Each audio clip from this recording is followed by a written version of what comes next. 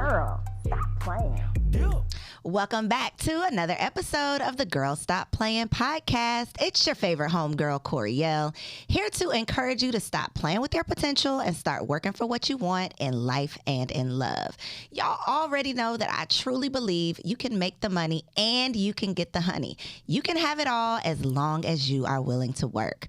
This week's episode is brought to you by the Pull Your Card Ultimate Party Game, y'all. Don't be laughing at me, Nas. The Pull Your Card Ultimate Party Game is a mashup of some of my favorite party games that's going to add a little spice to your next game night or girls' night. So definitely make sure you log on to pullyourcard.com to grab a deck. And we're going to have a little fun with tonight's guest. So you'll be able to see how the game works before you get your own.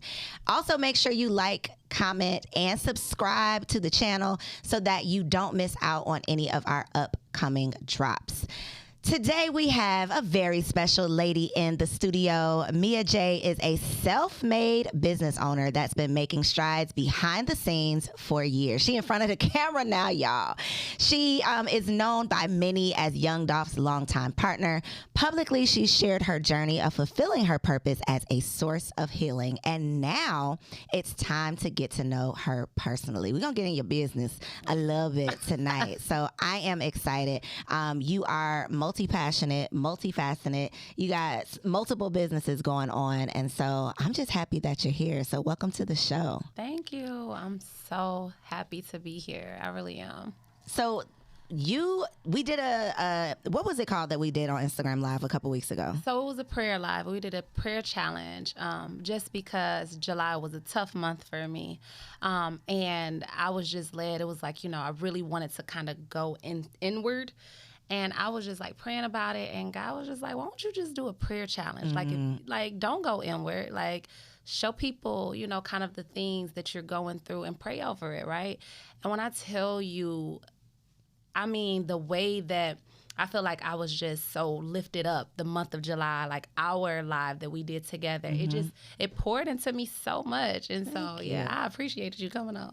So it was funny because when you DM'd me, it's like a text thread. So when I scrolled up and I realized that we had been communicating like years and years ago, and you talked about how you've been connected to me since the Single Wives Club, that still like blows my mind when people say that, because you never know how you impact people or how people even know about the things that you have going on. And when we were on the live, I think it was the last week of July, and the people were like, "Oh my God, does this have to end?" Like, so you were having a tough month, but you being able to not just keep that to yourself and really pour into other people, it showed. And I think that is kind of the responsibility that we have for having these platforms and having the microphone and being able to use even our pain, to strengthen other people. She got me out of bed. It was like at 8 o'clock in the morning, y'all.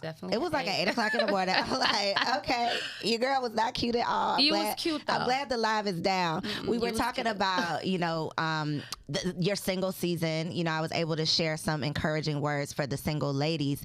And she asked me, did I want to pray on live, y'all? That's where I had to draw the line. I had to draw the line somewhere, because your girl has been getting, thanks to Nas, your girl has been getting much better with my own personal prayer life, but I couldn't. But it's okay though, and what you did do, you came in and you sowed some seeds, you gave some gems, and like I said, I was in college, like it was 2012 when you was doing. Don't age me. Okay, look, she my was bad.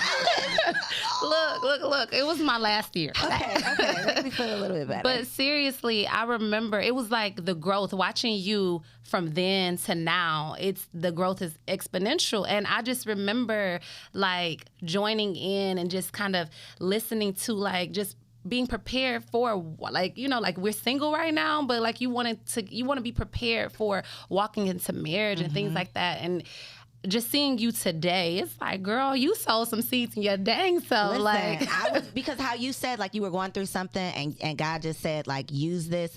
I feel like it was the same thing. I was my ideal client. I was my audience. I was the person. And that was always the thing, because, you know, the challenge that I would get from people is like, well, how are you doing this and you're not married yourself? And it was like, I'm doing this for me, and I'm doing this for other people. And it was never me, you know, professing or proclaiming to know all of the things, but it's like, as I'm preparing, I want to bring other people on, you know, along the journey too. So it's funny that you say that, just because it's interesting how God works for real. Like, you know, with Black Men Deserve to Grow Old, right? When I started that from a hurt place. I had lost my brother.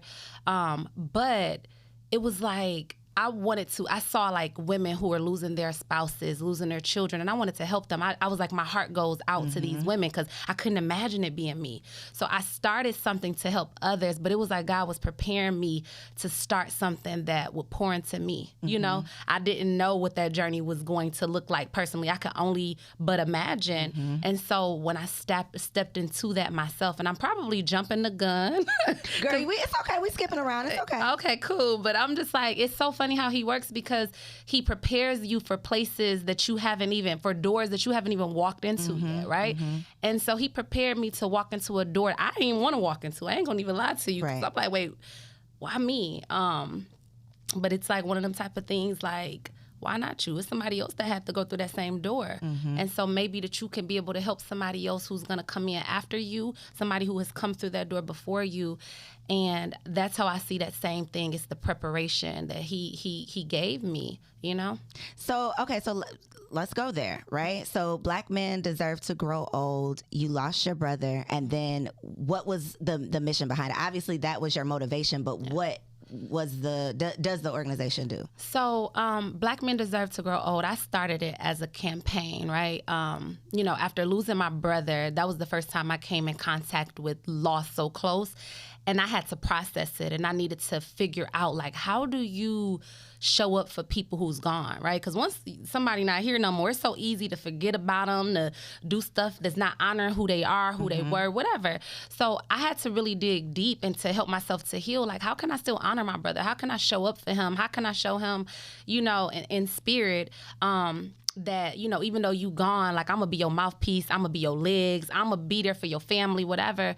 And so I started Black Men Deserve to Grow Old as a campaign, because I wanted to be in support of his wife and his family. And I was like, you know what? I had kept coming into other people who had experienced loss, losing brothers, and I was like, I want to help y'all too, you know? So I came up with it as a campaign with a goal just to sell, like, I can't even remember, was it 1,000, 3,000 shirts or whatever? And I was like, you know, I want to be able to help them, connect them with therapists, connect them with financial advisors, and give them a financial, like, stipend to be able to just help to get them along, right? And I wanted something substantial. I didn't want $1,000, $500, or nothing like that. So that was where I started. And when I started that last August, I did it in honor of my brother's birthday. And I got started with it. And literally all summer, I was like preparing myself for this, because it was planted inside of me maybe like end of May. And I just kept on like, you know, I want to do this by Juneteenth. It didn't work. And I was like, by my brother's birthday, I'm showing up for him. And when I invited those other two families on, I was like, look, I don't really know how I'm going to get there with the goal, like selling these 3,000 shirts. But listen, I done prayed about it. And I even prayed on the phone with them. I was like, I don't know how. I really want to do this for y'all, to help y'all, but we're going to get there. And so I kept pushing it. It was like 30 days, then it went to 45 to 60 days to 90 days. And then it was like, when I experienced the tragedy in my life, I would have never thought that me saying, like, I prayed about this. I asked God, how we going to get to this goal? I never would have thought it would have took for tragedy to happen in my own personal life for us to hit the goal. So we hit the goal. Literally at the same time that I lost my soulmate. And so from that, you know, I really got lost in terms of what to do with this. It started out as a campaign, but it immediately, not immediately, but by the end of that year, it was like, okay, my business team, they're like, this needs to become a business, right? And I'm like, I don't have the capacity. You know, I don't have the capacity like a business. I already got a business, right? And so I had a team that was working. And it was because of that team that God had me to put together, first of all. Before this, like, back up, like, it's like I was putting together a team, but, like, you know, Adolph didn't even want me. Like, he was like, listen, can you just focus on the kids? Can you focus on the household? Like, I think this is a great thing you're doing, but, like, we need you at home. Some of that attention over here. I'm busy enough for the both of us. I don't need no help. I can hold it down. And I felt him, and I like would be like, I appreciate you, because that's, you know, I just appreciate you for being able to put me in that position. But I was like, I feel like this is purposeful. Like, I gotta do this, you know. But I really didn't at that time understand how deep that how purpose-driven my life was. And how personal the purpose. I just wouldn't have never, ever imagined. And so since then, as I've seen that it's been something that's been building me up in the process. It was like this business, MOMMYEO, like both of them, they cushioned my fall because they gave me something. I always tell people it gave my mind an occupation. Like, the mind is the devil's workshop if it's idle, right? And it just gave me something to focus in on. It gave me something to just, like, with meaning and purpose and people that's attached to the why behind it. It just fueled me even more. But literally, like, I honestly tell people, like, my mind had an occupation at the time. Like, I couldn't just, you know, wither away. You know, I couldn't just, when you have a loss, if you experience loss so close and you grieving, you can go so deep in your mind to places that I don't think a lot of, like, you don't want to be at. I wouldn't even wish anybody to go to these places, you know, like on my worst enemy, because it can get so dark. It can get so lonely. It can get so painful. And I feel like every time I would even try to go down that pathway, it'd be something that veered me back over here. And it was something that had to do with one of them businesses or my children. And my children probably being number one, because they would come in to soften it. And then it's like right after that, it's like something with the business that's keeping me like, we ain't going down that pathway. We not about to even do that. So I have to ask you, because, you know, we all subscribe to the whole, you know, everything happens for a reason. We don't question God type of thing. And I know that you are a woman of faith. I know that you clearly have a very strong prayer life. How did you not manage to wonder or question God in the midst of going through your own personal tragedy? I mean, I definitely question him, and I still question him. I'm not a robot, and I have to tell people that, like, you know, despite the strength that I exude, it's like I still question him, and I just be like, you sure this was the right thing? Because, like, the biggest thing that I can tell, anybody can vouch for with me, it's like, listen, you better make that work with your husband, your baby daddy. Like, try to make it work with your partner. Like, life is hard, relationships are hard, but get through it, because if y'all made that decision to start a family together, like, y'all need that two-part. Like, you know, you need that yin to your yang. Like, make it work. Them kids need that. So I've always been an advocate for people to work together with their mate, right? They partner, parent together. So for me to, like, involuntarily just to become a single parent, that is tough for me, because I'd be like, I just be needing that male voice to be like, just say that word, just say the name, and they just get together. And now I just be like, so God, you just want me to be both or something? Like, me? Like, I'm the person that advocate for everybody to try to make it work. Like, why you do this to me, you know? And so I definitely question. You know, I question him, but it's like every time I question him, or whenever I feel like I want to even be upset with him, you know, like even when I feel like that, it's something that happens within my life that's like, I feel like it's a confirmation that it's like, I know you hurting right now, but I have not left you. I haven't forsaken you. You know, like, we all got to go through that transition. Like, nobody is promised here on this earth forever, right? And he gives me some type of peace and consolation. I can't explain. Like, you would have to ask me in that moment, like, well, what did he do? Well, I can't tell you right now. But it'll be so many things. It'll be the things like July, you know, like when I feel like I was getting to that broken place, and that place where I just wanted to shrivel up and just kind of disappear. It was like he just put me on a path to, like, no, I didn't forget you. I didn't give up on you. do this. And whatever I got to doing, it just picked my spirit up and it just kept me going and it kept me confident that he didn't give up on me, you know? I feel like it, and again, unimaginable, but as a mother, how do you grieve yourself, you know, and go through the things, but still parent, still be a mother, still be able to allow your kids to grieve? Did you ever feel, or do you feel like you didn't have a chance to grieve because you had to be strong for your kids? I think, you know, when you're on the outside and you've never experienced, I think people think grief is this thing where you stop and you just be still and you cry and you shut the curtains and it's blacked out and nobody comes in. You lock yourself away. I think that's a perception of grief, right? And not saying that that's yours, but I think a lot of people, they expect the world to stop. But I'm like, the thing is that you grieve every moment of the day. You get what I'm saying? Like every moment, like I can be, you know, in certain situations, I could be sitting outside or in this, like if, say, for instance, we not starting to be talking right now, I can drift off into a place where I just long or I think of a thought and it just, I can be like, blink out. Like, you be like, Mia. And I'll be like, oh, dang. My mind just escaped to a place. But that's a part of my grief because it's going to a place that I want to be in that I can't, right? And I think that experiencing a loss, like, and parenting, like, one thing that I kept telling myself is that, like, right now, one thing I know about parenting is that your children, they don't do what you say, they do what you do.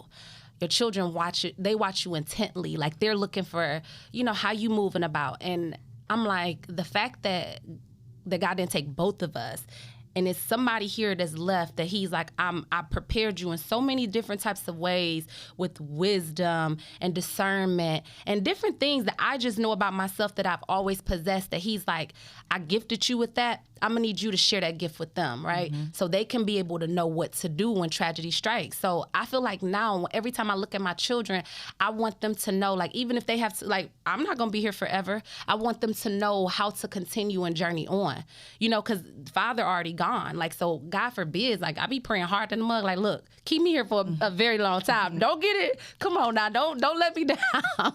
But I just be like, I want them to know when you experience loss, that I still want you to journey on in life. And I needed to be a clear example of that. And so we grieve together. We talk about their father together. You know, I let them know it's okay to cry. Like my son, he's like, I'm the man of the house, you know, and he kept on telling me around the time that everything happened, like, Mom, don't cry. You don't have to cry. I'm here.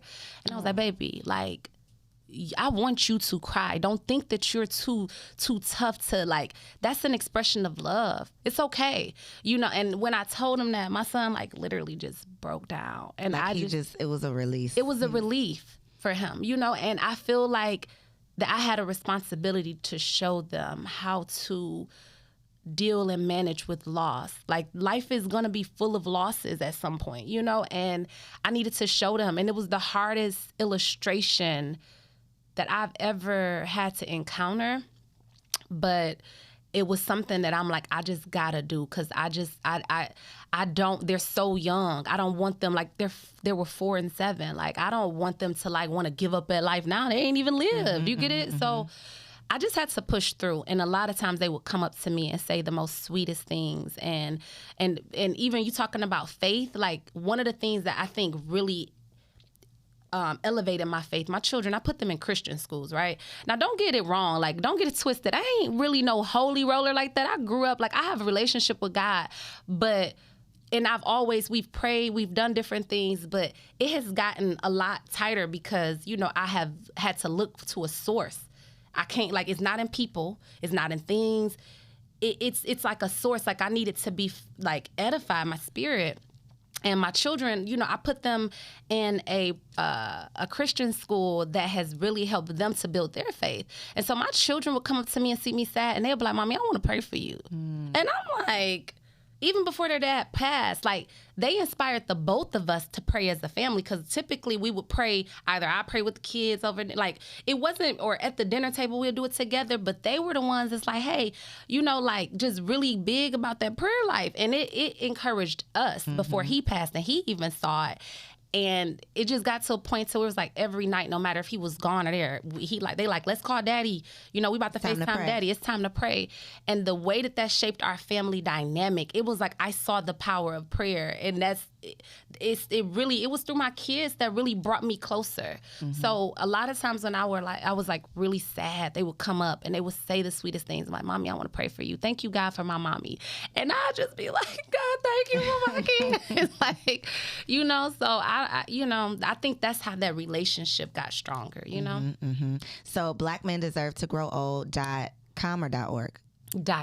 .com. That's where we can go to support the movement. Yes. Okay, so we got to talk about MOMMYEO. Okay. What's the mission behind it? The mission behind MOMMYEO is to advocate for moms to be fly. You're out here advocating for the people, baby. Advocating for the people. That's what they told you. I was doing it behind the scenes.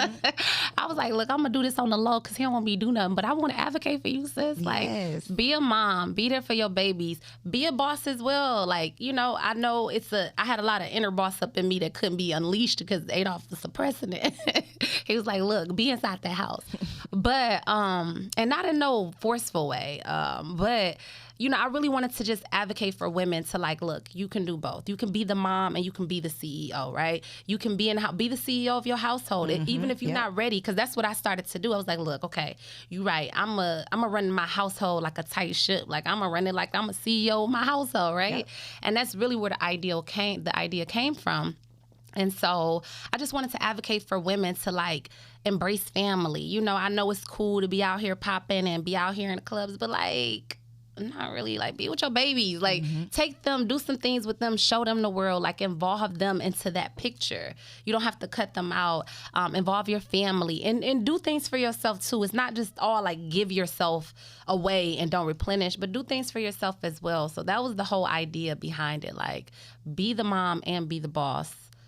Be the CEO of your home, because when you become a wife, when you have these kids, whether you are bossy, business minded, whatever, you have to become those things, and just embracing that. I think a lot of people, you know, we shy away from it because we feel like, you know, this is not going to be my end all be all, but you very much so become a totally different person once you have this responsibility. Speaking of, you were doing like a nanny thing in college, right? I did. Why? Please tell us why. Girl. What was the motivation? Because I have such, like, kids gravitate to me. Kids literally gravitate to me. So it was one of those things that I wanted to start a business in college.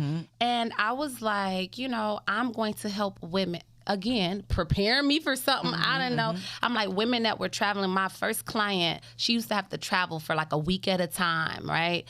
And her son, man, he was kind of hard for like most people was like, I don't want to work with this client. But I connected with him. Like I really connected with him. And she would be gone for like a week at a time. And I would set it up like somebody go in the hours that I'm at work, and then I come and stay overnight. I would make out here, this is what he gonna eat for dinner, or you tell me. Like it was this whole thing. Fast forward, like I done had to tap back into that skill set that I had. I mean, you know, like, and be like, you know what, I can do this for when I'm hiring people to help me. This is what I want you to feed them. This is what I like making out like plans for them. So I don't know, like that was just, I don't know just came naturally. Yeah, just I wanted to start a business, but I don't know what made me think nanny. Like, so that's what I was gonna ask you is, you know, I feel like becoming a mother. I was taking all the classes, doing all the things, and some classes didn't do nothing. Like, it's something that I feel like you can think you know, and then that baby show up, and it's like, girl, you have no idea. But you kind of just answered it. I wanted to know, did you feel like that prepared you for becoming a mother? Not now, yes. Then I wasn't even trying to be prepared. It was just I wanted to make some money. I felt like I was good at this, but once I got booed up, it was like, listen, I'm sorry, ma'am, I don't have time. I don't have the time business went away because it was like she like, can you be? No, I'm about to be with my boo. So that's when it kind of, as long as I was single and, you know, it was cool for me, but I wasn't trying to prepare. At that particular time, I wasn't trying to prepare. But in hindsight, yes, it definitely prepared me for just knowing that you're going to have to delegate some help. Please know that, like, you don't have to do it on your own. You know, you don't have to feel ashamed to hire some helps, a nanny. And please believe send me your resume because I probably might look at it and hire you. Listen, Like, the support and I feel that is very much so like a Black woman thing that and I think it's a cultural thing because other cultures of people, like when you have a kid, the moms come in, you know, the village literally surrounds you and lightens the load. But for us, we feel like we got to be strong, we got to be superhuman, we have to do all the things ourselves, and asking for help, even not even necessarily hiring help, just asking for help. Sometimes it makes us feel like we're less than, like we should be able to do it all, because most of the time we saw our moms doing it all. Yeah, and sometimes I think I don't know if it's necessarily that we just think like, no, I don't need no help. I think it be who do you have to help you? Mm-hmm. I think that in our community, it's so like every man for himself a lot of times, that maybe you just don't have help accessible, you know, or even if you, like when a person don't want to ask for help, it's typically because they feel like the person that they were going to ask is going to say no, that they don't have depend on somebody. Yeah. So if you feel like you have somebody dependable, or if you have that extra money, I would like to think that, you know, you gonna be like, I don't care what nobody got to say, you hire, you know, you're gonna do it. So I think a lot of us just, you know, we're just not afforded the opportunity. That's the opportunity. That's a blessing to be able to, you know, either have people in your corner to have a village. Some people don't have a village, you know, and if they do feel like they have one, they probably got to rethink of who that village is, because when they need those people, they not there like that. And I think that, like, even like my mother, she didn't really have a village, and she was tired, and she was mean. Mama, I love you, but she was mean, and it was because she was tired. If she had a little ounce of help, she would have probably been a lot more pleasant. Been a different experience. Yeah. We talked about that, I think last week, on last week's episode, we talked about realizing that our mothers are women, like our human beings. They're not just our mothers who we put up on these pedestals, because a lot of times our childhood experience, all of the time, our childhood experience is very much so a result of what they're going through. But we're just kids, so we don't know what they're going through. And then we grow up and we like, well, wait a minute. You know, when I realized, you know, the marriage that my mother was in, and that was adding to like her mental stress, which she was passing on to me because she was mad. You know, she was mad a lot of the time. I don't know if she was really tired, but she was mad. And her madness turned into meanness, which you don't understand as a kid because you're just a kid. Exactly. And I mean, mine was mad, mean. All the things. She was all the things. And when I say tired, I think it was just tired of probably my daddy. She was tired of her job. She was tired of having 3 kids, and she started having kids when she was 15. You get what I'm saying? So she was just with no support. Right. So I mean, I had my kids 10 years later, you know, than what she did, and I had support, and she was a support to me. My mother, when I had my son, I was gonna say, she redeeming herself now as a for granny? sure. Okay. No, and that's how I know. That's where you can see. That's the telltale sign, because it's like you were like this with us, but as a granny, my kids are like, she the best thing since sliced bread, you know. And I can see the difference, but she doesn't have as much pressure. Right. She doesn't have as much that she carrying on her back, you know. And on top of that, like she said it, like, you know, like what she grew up through, her past, then what she was going through when she was raising us, all of that was a lot. And I sat there and I was like, Mom, I really forgive you, because I used to like be like, I don't like her. Like I used to feel like that sometimes. Me and my therapist, we still working through it. Through that, girl. I mean, it's real though. It's real that you could feel like that, you know, but at the end of the day, I think that I had grew to see, like, when I dug into my mom, we had conversations about how she grew up, the generational curses, like how her mom was with her, how my grandmother, like, you know, she would still be saying, my grandma about was 80 years old maybe, and she be like, my mama, I'm the only one she gave up. Saying that, like, she had a great, like, her grandparents did great with her, but I think for her to be 80 years old and still saying she the only one, that was a dagger in her heart. Yep. You know, and that not having that relationship with her mother, and then my mother didn't have a real good relationship with her mother. When it came down to me, we was on that track, because I was like, look here, lady, I don't know who you think I am. You know, but I feel like the great grandmas, they were just, I mean, thank God we didn't have like social media back then, and people didn't really know what was going on. You kept your business to yourself, because I think the traumas that were passed on, the things that were done that's just like ingrained in our grandmas and our mothers, and then it kind of trickled down to us. I think we are blessed for sure that we're able to recognize these things and have these revelations so that we don't involuntarily, do what was done to us to our children. I ain't gonna even lie though. You be doing it? No, I ain't. No. I was about to say, probably if social media was around when great grandma, they would have had a little outlet, maybe. But they probably wouldn't have wanted to use. I don't know. Maybe the secrecy is deep in the Black family. I know, but that's why I'm thinking like maybe if social media was around, everybody want to be transparent. But they probably wouldn't have took the opportunity. They was like, that's a setup. That's a setup. Because Big Mama was a big mess. Okay, so we gotta play. Pull your card before we get up out of here. Do you want to do trivia or this or that? I'ma just point. That. This or that? Girl, my eyes was closed. You know I'm just gonna grab this or that. Don't. Okay. I don't this look. is the easy one. Okay, this or that. One of our games inside Pull Your Card. Would you choose or do you prefer Fresh Prince or Martin? Martin. Okay, really? I'd be mad. People don't ever say Fresh Prince. I mean, I love it was really a hard one, but like Martin just funny than a mug. Like it really is. Okay, Insecure or Power? I never watched Insecure before. Y'all do not judge me. I am okay? judging you. Do not judge. First of all, Insecure is like the best thing since sliced bread for Black women. Listen, everywhere. and that's why I'm gonna binge it one day. Please do. I still am. have not watched the last season because I'm so sad it's the last. I'm so sad the show is ending that I have not been able to bring myself to watch it. But you have to watch it. I am. One of Shout these out to days. Issa Rae. Can't wait to have you on the show. Right. Shout out to you. I can't wait to watch you, girl. You have to watch it. Tap back in with me when you watch it because you can be like, girl, I cannot believe I've been missing out on this. Yeah. You have to stop playing. But I did watch Power. I was pregnant and stuff when Power came out. So you was at the house. I was at the house just watching it. Didn't have nothing. Are you watching the spinoffs?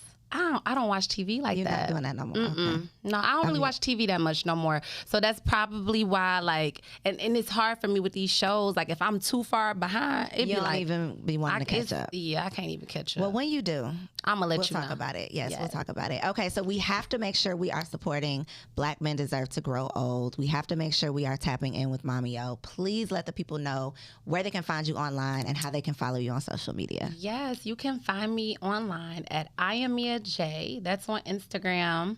It's about where I'm alive and poking around. But also you can follow Black Men Deserve to Grow Old on Instagram. You can go to www.blackmendeservetogrowOld.com. And you can also find me at The Mom and CEO on Instagram and shopmommeo.com. Y'all, make sure you support my girl, Mia Jaye. Thank you so much for being here. I really enjoyed this conversation. Such a necessary conversation. And the work that you're doing is so important for our community. So y'all don't just talk about it, be about it. Make sure y'all log on. We'll make sure we put the link below. I got to remember to say that because I'm a YouTuber now. We're going to put the link below down here in the show notes. Another bomb episode of Girl Stop Playin. Thank y'all for tuning in. See you on the next episode. Bye, y'all. Girl, hey, I hope you enjoyed that video. This channel is all about encouraging you to stop playing with your potential and start working for what you want in life and in love. So make sure you hit that subscribe button so that you'll be notified when the next video drops. And comment below and let me know what you want to see on the next video. Peace out.